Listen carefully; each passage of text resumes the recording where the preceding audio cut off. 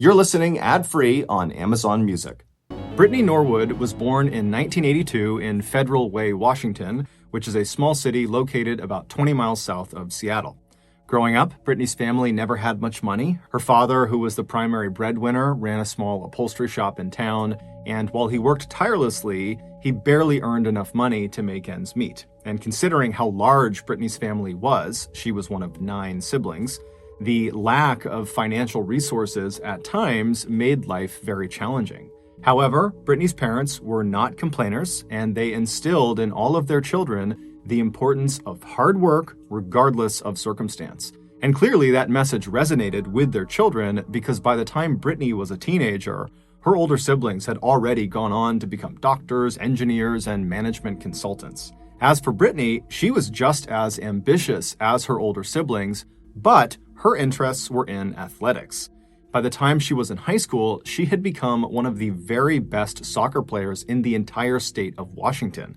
She was so good, in fact, that by her senior year of high school in 2000, the best college soccer programs in America were actively recruiting her. She would finally settle on attending Stony Brook University in Long Island, New York, because they offered her a fantastic scholarship and they were known for their excellent soccer program. Brittany was incredibly proud of her scholarship. It not only represented the hard work pays off motto that her parents had preached all of her life, but it also lifted a serious financial burden off of her parents. So in the fall of 2000, Brittany left Washington State and headed east to New York to begin her collegiate career. But right away, she struggled. Brittany had never left home before, and now she was suddenly 3,000 miles away from her family and her friends, and she missed them terribly. Within the first few days of being at her new school, she called her family and told them how much she missed them and how she kind of regretted coming to New York in the first place, but they reassured her that she had made the right choice, that these feelings were normal, and she just needed to give it some time. But despite taking her family's advice and sticking it out at Stony Brook, Brittany never really felt like she belonged there. She made friends, she got good grades, and performed well on the soccer team, but with every passing semester, Brittany became less and less connected to the school and the people there and just longed to be home. And so with that in mind, in 2003, so 3 years after she had arrived at Stony Brook, Brittany was at her school feeling down about her situation when she had a serious lapse in judgment. Brittany, who had never gotten in trouble in her life before, randomly stole one of her teammates' things out of their locker. She didn't even know why she did it. It just kind of happened, and then pretty much immediately she got caught. And as soon as she returned what she had taken. She felt horrible and she apologized, but the damage was done. The incident had already been reported to the school, and the school had a very strict code of conduct policy, which theft was in clear violation of. And so Brittany had her scholarship revoked, and without it, her family could no longer afford the school, and so she had to come back home. And when she got home, she felt like she had let her entire family down. And so for the next several years, the shadow of this huge mistake loomed over her like a dark cloud. She just kind of kept her head down and took part-time work here and there, but for the most part, while she was home, she was just sad and directionless.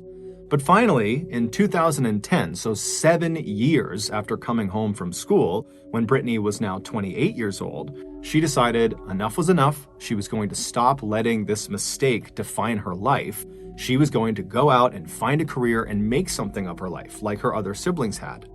And the career move that seemed to make the most sense to her was becoming a personal trainer. Despite not playing soccer anymore, fitness was still a very big part of her life, and she loved the idea of helping other people get fit and stay fit. And so she began looking at where personal trainers were the most in demand, and she found Washington, D.C. was a total hotspot, and it just so happened 2 of her siblings were already living there. And so that year, she packed up her stuff and she headed out to D.C. as well.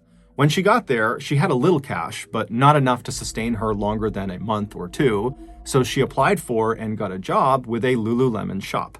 Lululemon is a company that sells yoga athletic apparel.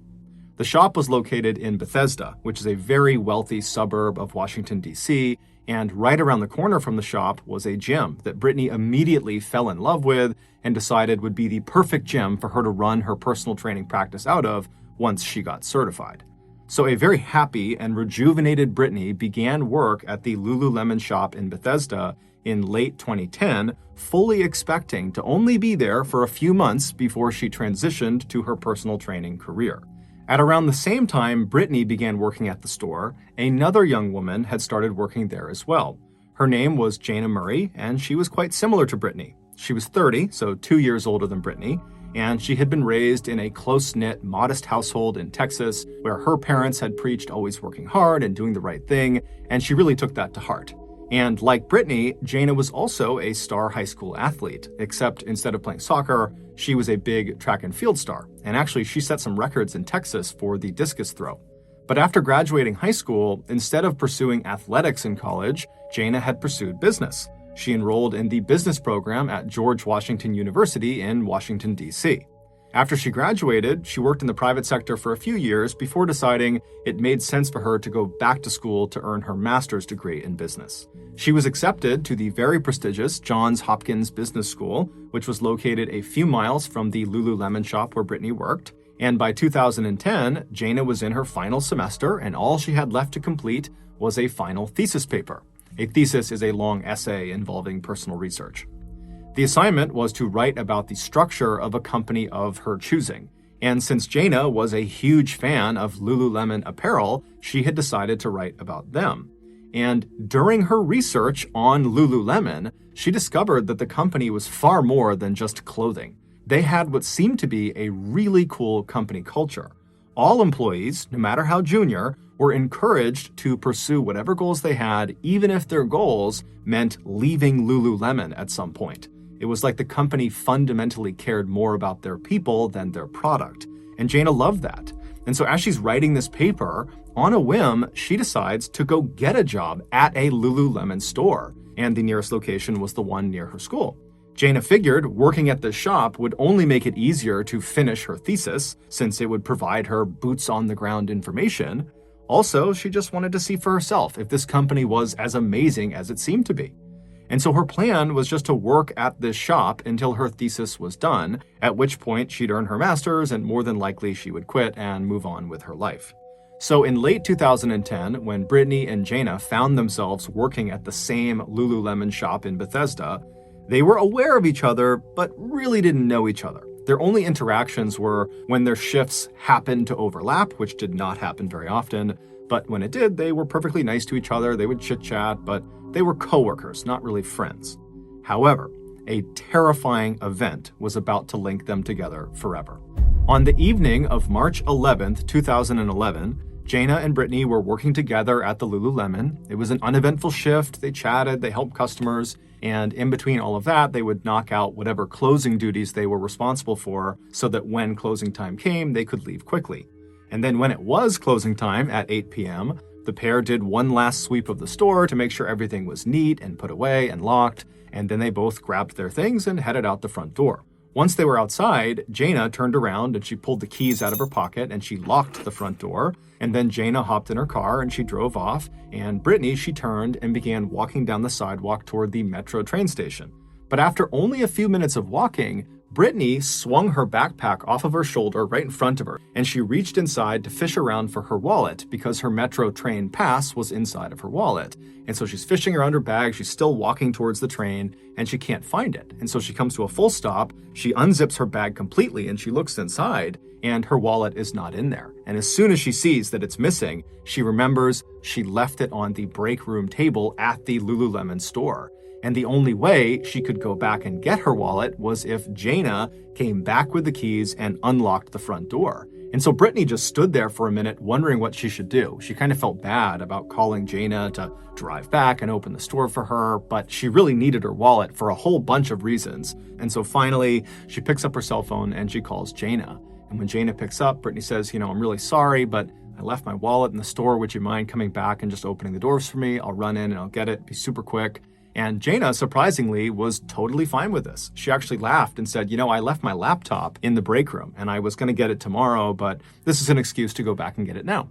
And so Jana told Brittany she would be back at the front of the store in just a couple of minutes. And so Brittany thanked her, they hung up the phone, and then Brittany turned and she began running back towards Lululemon. When Brittany arrived at the front of the store, Jana was already there, and Brittany immediately said, "I'm so sorry, thank you so much for coming back." And Jana said, "Really, it's no big deal." And then Jana pulled her key out and she opened the front door of the store and they stepped inside.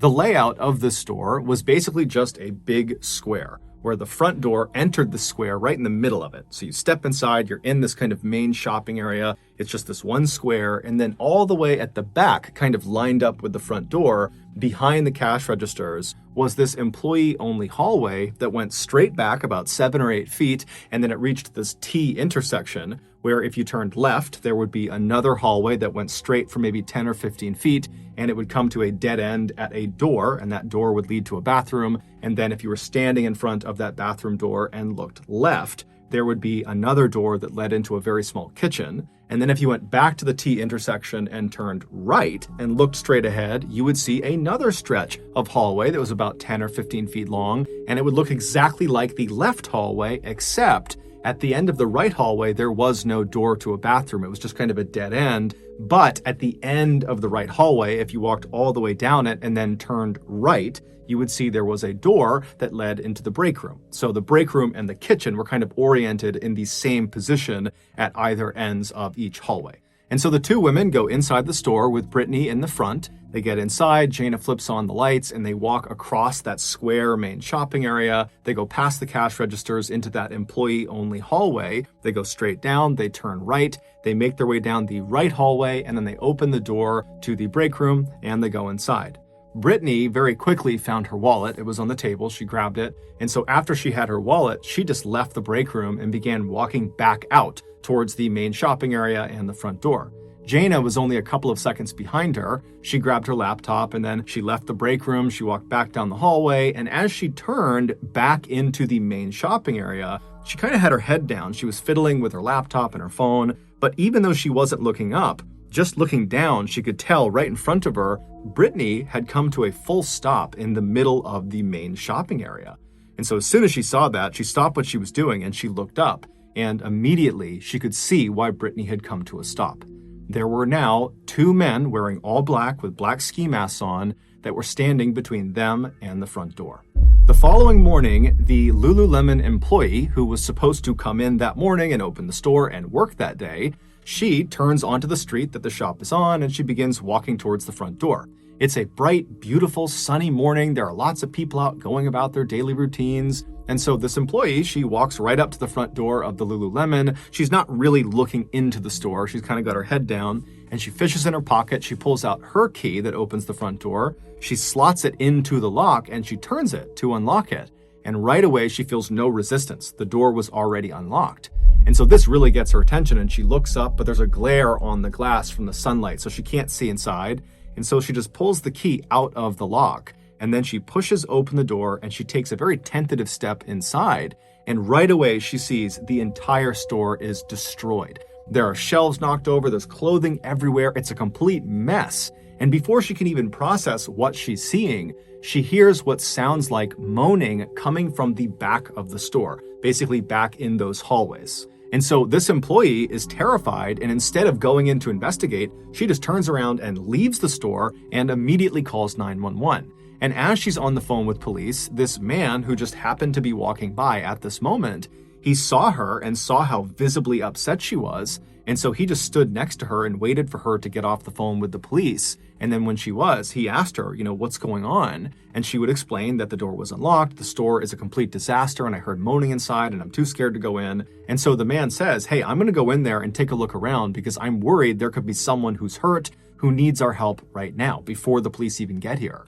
And so this man walks through the front door of the Lululemon, and right away, as soon as he steps in, he steps on broken glass and he looks up and the store is completely destroyed. Everything's knocked over. And he immediately hears the moaning coming from the back of the store. And so he very carefully starts walking straight ahead through the store, stepping over shelves that have been knocked down and trying hard not to destroy any merchandise that's on the ground. And when he reaches the back of the store, basically the entrance to this employee hallway that goes straight back, he hears the moaning, but he can't really tell which hallway it's coming from.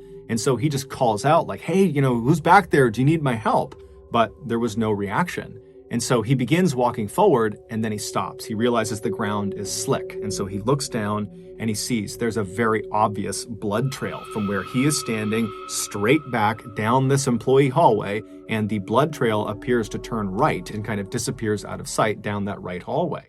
And so the man is terrified. He turns around and he looks towards the front of the store, kind of hoping that maybe the police or the paramedics would get there. But it's just the employee he had spoken to, and she looks terrified. And so the man decides, if there's someone hurt back here, I really need to go see what's wrong.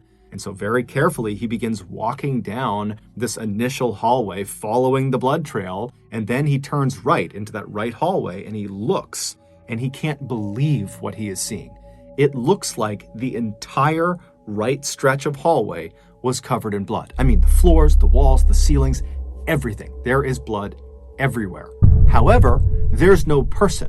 It looks like all this blood kind of turns right and goes into the door at the end of the right hallway, the break room. And so this man knows, okay, obviously someone is very badly hurt, and whoever is moaning is almost certainly in that break room. And so he calls out again to see if this person will call back to him, but it's silent. And so he walks down this right hallway that's soaked in blood, and he gets to the end and he turns right and he grabs the handle of the break room door. He turns the handle and he pushes the door open. And at first he couldn't quite open it. There was something blocking the door from opening, but finally he kind of muscles it open enough that he can look inside, and he realizes what was blocking the door. There was a young woman lying face down on the ground, and her legs had been blocking the door. And this woman was Jaina.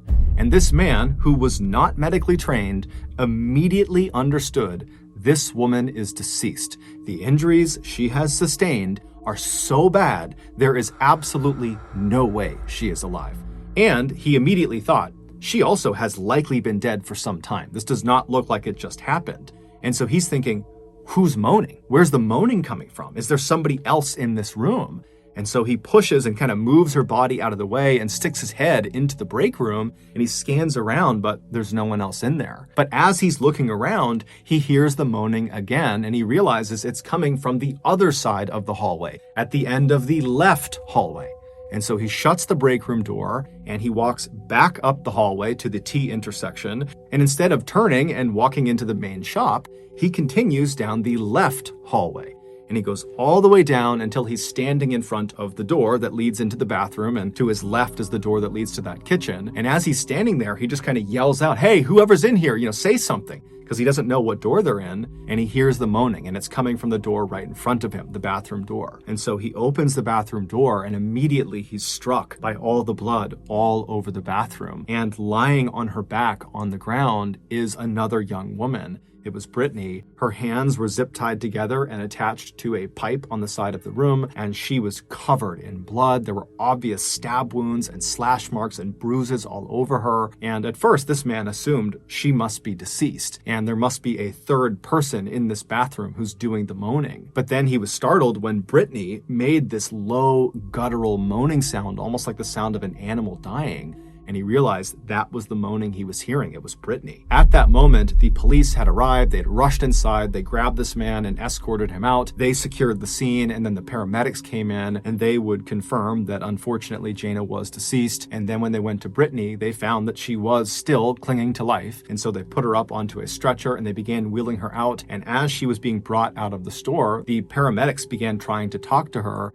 And Brittany, amazingly, was able to say a few words. The police, who are also on the scene, they see this, and they're concerned that, she might pass away from her injuries before they get to talk to her. And so sensing she was able to talk, they kind of rushed over as she's being loaded into the ambulance out front, and they would say, hey, do you remember anything about what happened to you and the other woman who was in there? And Brittany was able to tell them that the night before, there had been these two men who were wearing all black. They had ski masks on, so they didn't know what they looked like, and they had robbed the store, and then they had sexually assaulted both of the women. But Jaina had apparently fought back so fiercely that they had killed her before they left. And so after she tells police this, the ambulance gets shut up and she's taken away to the hospital. And then the police immediately go into the Lululemon store to get the security footage from inside the shop to see if they can get some footage of the attack and see what happened. But unfortunately, the only camera this store had was on the exterior of the back of the building, just kind of looking out at a parking lot. There were no cameras looking in the store or at the front of the store. You have to remember, Bethesda, where the store was located, was considered to be extremely safe, very low crime neighborhood. And so more than likely, that was why this store did not have a security system. And so very frustrated, the police pulled up the only footage they could, which was this exterior camera. And sure enough, the night before, around midnight, the camera picked up two men wearing all black with their hoods up, running away from the store. And so there was really no way to identify who they were. All they could tell was, one was fairly tall. But nonetheless, they pulled the footage and they gave it to the media. And then that day and into the night, the local news played this footage on repeat, asking people in the area to come forward if they know who these two guys are. But by the next day, when the media and the police investigation had turned up nothing on these two guys, the police added a $150,000 reward for any information about who these two guys were. But after 48 hours since the discovery of this crime, still no one had come forward with any meaningful information about who these guys were, and so the police were kind of at a dead end. And so some of the detectives decided to go back to the Lululemon shop to walk the crime scene again to see if maybe something was missed in the initial search. And so the police, they come back to the shop, and it's being guarded 24/7 by police at this point. There's yellow crime scene tape outside blocking people off. And so the detectives arrive, they go underneath the yellow tape, they go past the security, they go inside, and then one of the detectives just walks straight to the back of the store and just kind of stands there near the registers looking around. And as he was looking around, he began looking at all of the bloody footprints that were on the ground.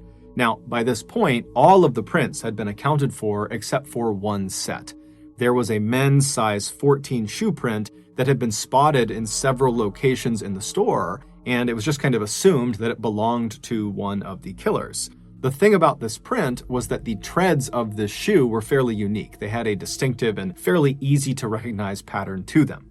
The police knew about this shoe print, but to be honest, they hadn't given it much thought because they felt like the print only seemed to confirm that a relatively tall man had been involved in this crime. But as this one detective stood in the back of the store and was just kind of looking around, he noticed a bin of shoes on the ground in the store. These shoes were there for shoppers to put them on when they were getting their pants hemmed and fitted to them. These shoes were not for sale. They were just kind of random shoes that were there effectively as props to make sure people's clothes fit properly. And the detective noticed one of the shoes at the top of the pile in this bin appeared to be a large men's shoe. And so purely out of curiosity, he reached down and he flipped the shoe over to look at the treads. And to his shock, they were an exact match to the unique treads on the size 14 bloody print. But the shoes he was holding were clean. There was no blood on them. So the detectives, they kind of all converge on the shoe, and they're thinking to themselves, did the attackers come in barefoot and perpetrate this attack with store shoes on and then afterwards clean them and leave them behind? Or is it just a crazy coincidence that one of the attackers happened to have the exact same style shoe and size as the one in this bin? They had no idea, but they felt like this was significant and they needed to get to the bottom of why this kind of random shoe in the store matched this print. And they thought the only person who might have more information about what the killer's shoes looked like would be Brittany. And so at this point, Brittany was still in very rough shape, but she had stabilized to the point where the police felt comfortable speaking to her. And so they paid her a visit and they asked her if she could remember anything about her attacker's feet. Did they wear shoes? And if so, what color were they? Anything she could remember at this point would be helpful. But Brittany would say, no, I'm sorry, I don't remember their feet at all. But there was something about the way she just very quickly dismissed the shoes that tipped the police off that maybe Brittany could be hiding something. But the police didn't press her because they knew she had just been in this horrific attack, and they also didn't really have a good sense of what her normal behavior looked like. So they just thanked her and they left. They were planning to speak to her again the following day, but she actually got in touch with them first and offered to have a meeting to go over what happened. And from the sound of her voice, it just sounded like she was just eager to help them. And so the police, they sat down with Brittany again, and they began talking about what happened and kind of going over the details. And they asked her again about the shoes. And again, she said she just didn't know. And then at some point in this second discussion they're having, Brittany kind of offhandedly mentioned something that she believes is just a small detail. But that small detail would ultimately be the thing that would lead police to figure out what actually happened on the night Jayna was killed. This is what happened. Back on March 11th, 2011, so the night of the attack, Jayna and Brittany were working in the store. It was a normal shift. Everything was fine. And then at closing time, they did their duties. They walked outside. Jayna locked the front door, and then they said their goodbyes, and they went their separate ways. Jayna drove off in her car, and Brittany began walking to the metro train station. But Brittany realized she had left her wallet in the break room, and so she called Jayna. And Jayna would tell Brittany that it was no big deal because she had left her laptop in the break room. Back at the front of the store, Jayna double parked her car out on the street, and then she and Brittany headed inside the shop. Brittany would lead the way to the break room at the end of the hallway on the right, and after she got her wallet, Brittany would turn around and leave the break room ahead of Jayna to make her way back out to the main shopping area. And so Jayna was only a few seconds behind Brittany. She was just getting her laptop, and then when she had it, she left the break room, she walked down the hallway, and she turned and began walking into the main shopping area as well. And she had her head down. She was just kind of fiddling with her phone and her laptop. But at some point, she realized, even without looking up, that Brittany had come to a full stop in the middle of the shopping area. So Jayna looks up, and there were not two men wearing all black with black ski masks blocking their way to the front door. In fact, there were no men involved in what happened next at all. The two men that had been seen on the security camera in the back of the building were just two cooks who happened to be hustling by the night of the attack and who happened to be wearing all black. It was just a coincidence. But there was someone standing in the store blocking Jayna from leaving. It was Brittany. Brittany was staring at Jayna, and in her hand was a foot-long square metal rod. It was one of the pieces of metal that normally was anchored into the walls of the store to hold up merchandise. Jayna is so caught off guard by this, she has no idea what the issue is. And so she says to Brittany, hey, calm down, we can talk about this. But Brittany was not trying to talk to Jayna. Brittany was trying to silence Jayna, and she had lied about her wallet to lure Jayna back to the store.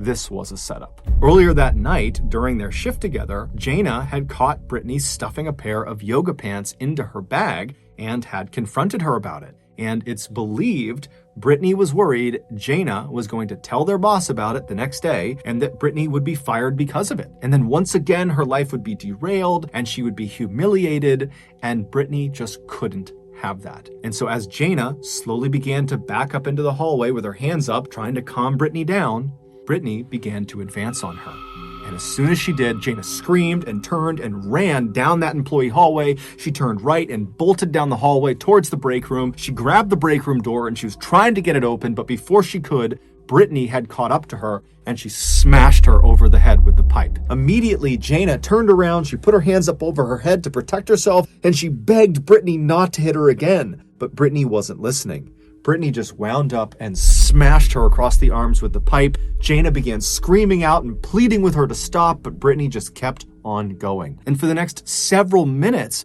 Jayna just stood at the end of this hallway in front of the break room door, just trying desperately to protect herself with her hands. But Brittany was so strong and fast, and she kept striking her on her head and on the sides and anywhere else she could land a blow. The blood spatter on the walls of the end of that right hallway would later reveal that Jayna had gradually moved from a standing position down to the fetal position, meaning Brittany had literally beat her until she collapsed on the ground. And when Jayna hit the ground, she must have known she was trapped. There was no escape route for her, and she was so badly wounded that even if there was a way to go, Brittany was going to catch up to her and Brittany was going to stop her. And so Jayna just began quietly begging for her life.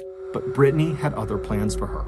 At the end of that right hallway that they were both in, Brittany had noticed a red toolbox was on the ground in the corner. And so around the time Jayna had fallen to the ground and was begging for her life, Brittany dropped the metal pipe and she casually opened the toolbox, revealing screwdrivers, nails, wrenches, hammers, all sorts of tools.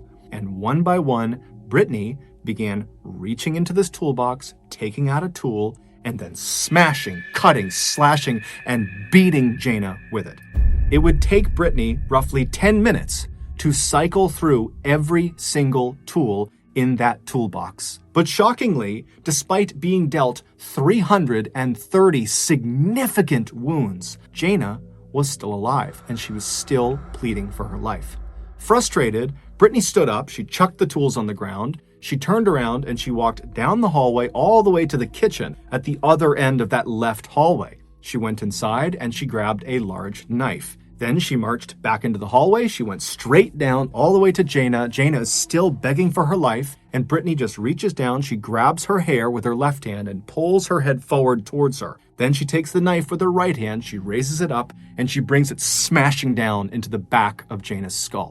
The knife would pierce her skull, it would pierce her brain, and that would be the killing blow. Once Jana was deceased, Brittany simply got to work, staging the store to look like a robbery gone wrong. The first thing she did was drag Jana's body out of the hallway and into the break room. And then once the door was shut, she headed out to the front of the store and just walked straight outside and climbed into Jana's car that was still double parked outside. And she drove that around the block to a parking lot. And then when she got back inside of the shop, she went to that bin of shoes used for fitting pants. And she took out the size 14 men's shoe, she put them on her feet, and then she began walking around in the pool of blood underneath Jana in the right hallway and began tracking the bloody prints all over the store to make it appear like a man was involved in the attack. And then after cleaning the shoes, she ransacked the store, and then she grabbed a knife and a screwdriver and she headed into the bathroom where she repeatedly stabbed and slashed herself before tying her hands and her feet with zip ties. At 8 a.m. the next morning, she was discovered. The seemingly small piece of information that Brittany kind of accidentally gave to police during that second meeting, this piece of information that kind of broke the case, that came when the police asked her if she knew what kind of car Jana drove or if she'd ever been inside of Jana's car. And Brittany would say, "No, I don't know what it looks like and I've never been inside of it." But a couple of days later, when Jana's car would be found and the police would search it, they would find Brittany's hair and DNA all over it. So they knew Brittany had been lying to them. And so this is what ultimately led to Brittany's arrest, and she would later be convicted of first-degree murder and sentenced to life in prison without parole.